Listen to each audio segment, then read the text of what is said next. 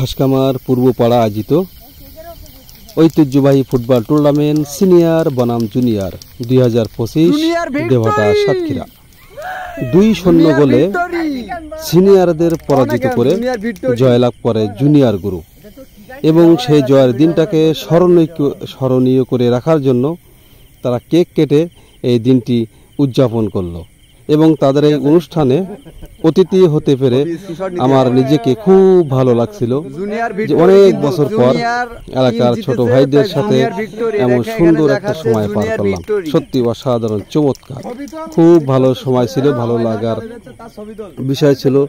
আমার অনেক ছোট ভাই ভাতিজা অনেক সম্পর্কে অনেকে লাগে, কিন্তু তারা একসাথে বেশ সুন্দর একটা খেলা উপহার দিয়েছে।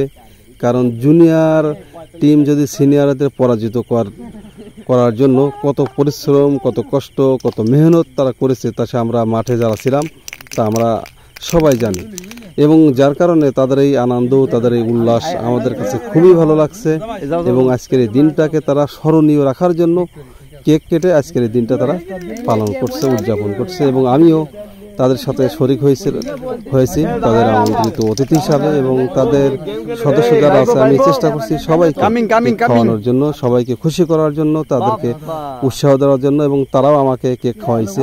খুব ভালো একটা সময় পার করলাম আমরা। তো আসলে এরকম খেলাধুলোর প্রয়োজন আছে, খেলাধুলো না করলে শরীর এবং স্বাস্থ্য ভালো থাকে না। যারা খেলাধুলো করে তাদের অন্য কোনো চিন্তাভাবনা থাকে না, তারা আসলে অন্য কোনো ধান্দায় থাকে না, তারা খারাপ কাজ থাকে না, খারাপ চিন্তাভাবনা তাদেরকে থাকে না, তাদের মন মানসিকতা ভালো থাকে। এই জন্য সবাইকে বলবো যারা অভিভাবক আছেন আপনাদের ছেলেমেয়েকে খেলা শেখাবেন। সবাই ভালো থাকেন, আল্লাহ হাফেজ।